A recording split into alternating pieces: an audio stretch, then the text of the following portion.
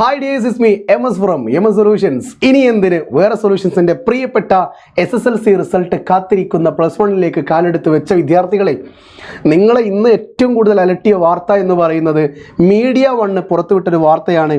A+ നേടുക ഇനി എളുപ്പമാകില്ല, SSLC മൂല്യനിർണ്ണയം കടുപ്പിക്കാൻ വിദ്യാഭ്യാസ വകുപ്പ്. ഈ വാർത്ത കണ്ടപ്പോൾ സ്വാഭാവികമായിട്ടും എല്ലാ കുട്ടികൾക്കും ടെൻഷൻ ഉണ്ടായിട്ടുണ്ട്. അതിനുശേഷം ഈ വാർത്ത വന്നതിന് ശേഷം ചില ടീച്ചേഴ്സ് വീഡിയോ ചെയ്യുന്നുണ്ട്. അതായത് അങ്ങനെ ഒരു സർക്കുലർ ഒന്നും വന്നിട്ടില്ല എന്ന് പറഞ്ഞിട്ട്. ഇതിൻ്റെ യാഥാർത്ഥ്യം നിങ്ങൾ മനസ്സിലാക്കിയിട്ടില്ല എങ്കിൽ പ്രയാസകരം തന്നെയായിരിക്കും. ഇതൊരു ഫേക്ക് ന്യൂസാണെന്ന് നിങ്ങൾ വിചാരിച്ചു പോകും. ശ്രദ്ധിക്കുക. ഒന്ന്, കാസർഗോഡിലെ മീഡിയ 1 ടീമാണ് ഇത് റിപ്പോർട്ട് ചെയ്തത്. SSLCയിൽ മുഴുവൻ A+ കുറയ്ക്കാനായി മൂല്യനിർണ്ണയവും കടുപ്പിക്കാൻ വിദ്യാഭ്യാസ വകുപ്പിൻ്റെ നിർദ്ദേശം.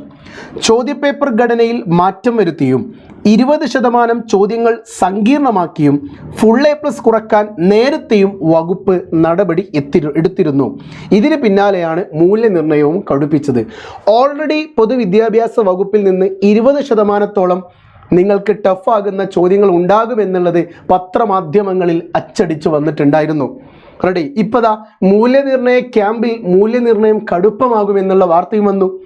ഒരാഴ്ച മുമ്പേ ഇതിൻ്റെ വീഡിയോ ഞാൻ ചെയ്തതാണ്. പല ടീച്ചേഴ്സും എന്നോട് പറഞ്ഞിട്ടുണ്ടായിരുന്നു മൂല്യനിർണ്ണയം കടുപ്പമാകുമെന്നുള്ള രീതിയിൽ തന്നെ. ഇനി ശ്രദ്ധിച്ചോ, കഴിഞ്ഞ വ്യാഴാഴ്ചയാണ് SSLC മൂല്യനിർണ്ണയം ആരംഭിച്ചത്. മൂല്യനിർണ്ണയം കടുപ്പിക്കണമെന്ന നിർദ്ദേശം അന്ന് വിദ്യാഭ്യാസ വകുപ്പ് നൽകുകയും ചെയ്തിട്ടുണ്ട്. Note the point.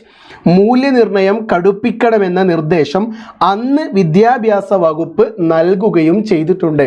മുന്നേ വന്നിരിക്കുന്ന വാർത്ത തന്നെയാണിത്. മുഴുവൻ വിഷയത്തിൽ A+ കിട്ടുന്ന വിദ്യാർത്ഥികളുടെ എണ്ണം കൂടുന്നത് പലപ്പോഴും സർക്കാരിന് തലവേദനയാകാറുണ്ട്. മുൻ വർഷങ്ങളിൽ മുഴുവൻ A+ ലഭിച്ചിട്ടും +2 ആഗ്രഹിച്ച കോഴ്സിന് സീറ്റ് ലഭിക്കാത്തവരുടെ എണ്ണവും നിരവധിയായിരുന്നു. പ്രത്യേകിച്ച് മലബാർ ജില്ലകളിൽ എസ്പെഷ്യലി മലപ്പുറമൊക്കെ ഫുൾ A+കാരുടെ എണ്ണം വളരെ കൂടുതലായിരുന്നു. എന്നാൽ അതിനനുസൃതമായിട്ടുള്ള സീറ്റുകളുടെ എണ്ണം കുറവുമായിരുന്നു. എല്ലാ കുട്ടികളും ബയോസയൻസ് ഇഷ്ടപ്പെടുന്നു, അല്ലെങ്കിൽ കമ്പ്യൂട്ടർ സയൻസ് ഇഷ്ടപ്പെടുന്നു. പക്ഷെ അവർ പ്രതീക്ഷിക്കുന്ന സ്കൂളുകളിൽ സീറ്റില്ല.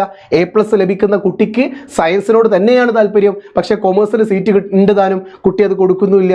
അങ്ങനെ A+ ഉണ്ടായിട്ടും ആഗ്രഹിച്ച കോഴ്സും ആഗ്രഹിച്ച സ്കൂളും കിട്ടാത്ത നിരവധി കുട്ടികൾ, 10,000-കണക്കിന് കുട്ടികളുടെ വാർത്തകൾ കഴിഞ്ഞ 4-5 വർഷങ്ങളായിട്ട് MS സൊല്യൂഷൻസിലൂടെ അടക്കം പുറത്തു വന്നിട്ടുണ്ട്.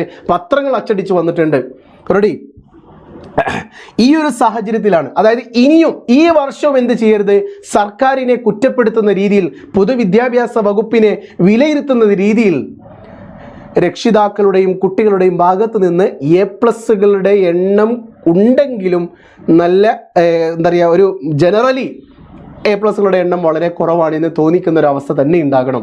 അതായത് വാരിക്കോരി മാർക്ക് കൊടുക്കരുത്, ആവശ്യാനുസരണം മാർക്ക് കൊടുത്താൽ മതി എന്ന് വിദ്യാഭ്യാസ വകുപ്പ് നിർദ്ദേശിച്ചിട്ടുണ്ട്. അതിലെന്താ ഇപ്പോൾ പ്രയാസം? നോക്കിക്കേ, ഈ വർഷം 10ാം ക്ലാസ് പരീക്ഷയിൽ ചോദ്യപേപ്പറിലും അടിമുടി മാറ്റങ്ങൾ ഉണ്ടായിരുന്നു. അവസാനത്തെ 20% ചോദ്യങ്ങളും സങ്കീർണമാക്കിയിരുന്നു.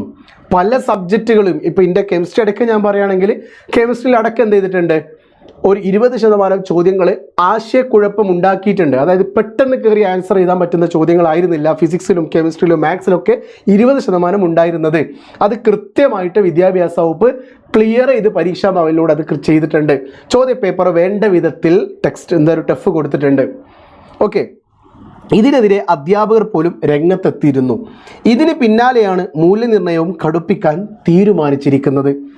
അപൂർണമായ ഉത്തരങ്ങൾക്ക് അരമാർക്ക് നേരത്തെ നൽകിയിരുന്നു, എന്നാൽ ഇനി അതുപോലും നൽകേണ്ട എന്നാണ് നിർദ്ദേശം. പൂർണ്ണമായ ഉത്തരം എഴുതിയാൽ മാത്രം മുഴുവൻ മാർക്കും നൽകിയാൽ മതിയെന്നാണ് പുതിയ തീരുമാനം.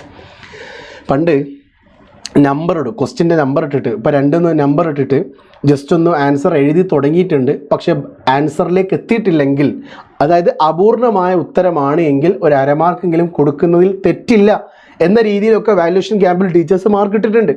അങ്ങനെ ഒന്നും ചെയ്യേണ്ട. ആൻസറിൽ എത്തിയിട്ട് പൂർണ്ണമായിട്ട് മാർക്ക് കൊടുത്താൽ മതി. നോക്കിക്കേ, മുഴുവൻ മാർക്കും നൽകിയാൽ മതി. അതായത് പൂർണ്ണമായ ഉത്തരം എഴുതിയാൽ മാത്രം മുഴുവൻ മാർക്കും നൽകിയാൽ മതി.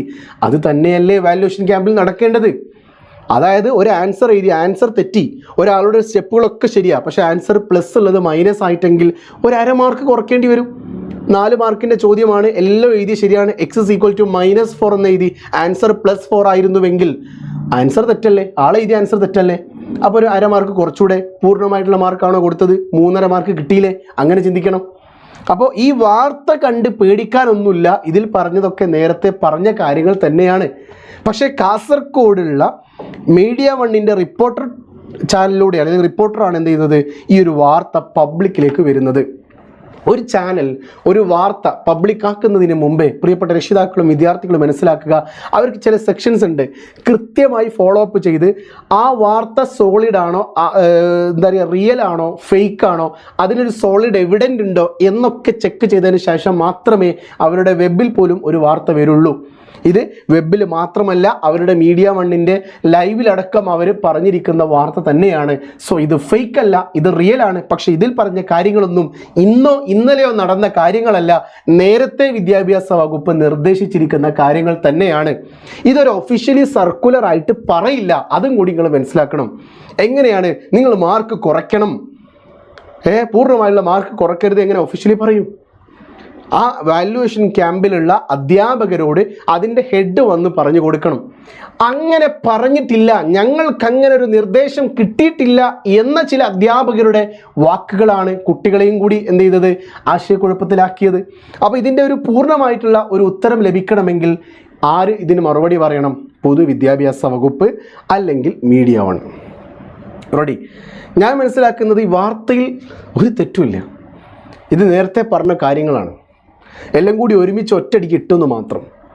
ശരി, മേ ബി കാസർഗോഡ് ജില്ലയിൽ ഇദ്ദേഹത്തിന് റിപ്പോർട്ട് നൽകിയ അധ്യാപകർക്ക് ചിലപ്പോൾ ഈ ഒരു ഇൻസ്ട്രക്ഷൻ കൊടുത്തിട്ടുണ്ടാവാം.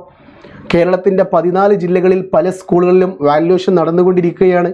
എൻ്റെ തൊട്ടടുത്തുള്ള NGO ക്വാർട്ടേഴ്സിലടക്കം 15,000-ഓളം +2 പേപ്പറുകളോടൊക്കെ എടുക്കുകയാണ്. അവർ നോക്കിക്കൊണ്ടിരിക്കുകയാണ്. +2 വാല്യുവേഷൻ തീരാനായിട്ടുണ്ട്. SSLC ഇപ്പോൾ ഓൾമോസ്റ്റ് തീരുന്നൊരവസ്ഥയിലേക്ക് വന്നുകൊണ്ടിരിക്കുകയാണ്. വാല്യുവേഷൻ ക്യാമ്പ് ഇപ്പോൾ അടുത്ത തുടങ്ങിയത്, നല്ല രീതിയിൽ മുന്നോട്ടേക്ക് പോകുന്നുണ്ട്. ഏതെങ്കിലും ഒരു ക്യാമ്പിൽ നിർദ്ദേശം കൊടുത്താലും മതി.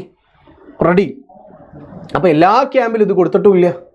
അപ്പോൾ ഇതിൻ്റെ ഒരു യാഥാർത്ഥ്യം ഇത്രയേ ഉള്ളൂ, വാർത്ത ശരിയാണ്, തെറ്റൊന്നുമല്ല. പക്ഷേ ഇത് ചില ക്യാമ്പുകളിൽ മാത്രമേ ഒഫീഷ്യലി ഡിക്ലെയർ ചെയ്തിട്ടുള്ളൂ, ചില ക്യാമ്പുകളിൽ സംസാരിച്ചിട്ട് പോലുമില്ല. അങ്ങനെ വരുമ്പോഴാണ് പ്രയാസമുണ്ടാകുന്നത്. അപ്പോൾ ഇതിൻ്റെ ഒരു വ്യക്തമായ മറുപടി ജനങ്ങളിലേക്ക് നൽകേണ്ടത്, അല്ലെങ്കിൽ വിദ്യാർത്ഥികളിലേക്കും രക്ഷിതാക്കളിലേക്കും അധ്യാപകരിലേക്കും നൽകേണ്ടത് ഒന്നുകിൽ പൊതുവിദ്യാഭ്യാസ വകുപ്പ്, അല്ലെങ്കിൽ പരീക്ഷാ ഭവനിൽ, പരീക്ഷാ വാല്യുവേഷൻ ക്യാമ്പിലെ ഹെഡ് ഓഫീസേഴ്സ്. ഓക്കെ, എന്തായാലും ഇതിൻ്റെ ഒരു മറുപടി ഉടൻ തന്നെ വരുമെന്ന പ്രതീക്ഷയുമായി ഞാൻ വിടവാങ്ങുന്നുണ്ട്. നിങ്ങൾക്ക് എന്ത് സംശയം ഉണ്ടെങ്കിലും കമൻറ്റ് ബോക്സിൽ ചോദിക്കാം, ഒരു തെറ്റുമില്ല.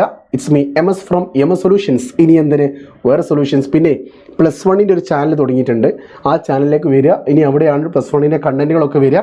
അലോട്ട്മെൻറ്റുമായി ബന്ധപ്പെട്ട, റിസൾട്ടുമായി ബന്ധപ്പെട്ട കംപ്ലീറ്റ് കാര്യങ്ങളും, ഈവൻ ലൈവുകളടക്കം +1 ചാനലിലേക്ക് ഉണ്ടാവും. നിങ്ങൾ എല്ലാവരും +1 ചാനലിലേക്ക് വരിക കേട്ടോ. ഓക്കെ, പിന്നെ +1ൻ്റെ ബാച്ചിൽ ജോയിൻ ചെയ്യാത്തവർ ഇതാ April 25 വരെ ഓഫർ ഉണ്ട്, വേഗം ജോയിൻ ചെയ്തോ. ബൈ.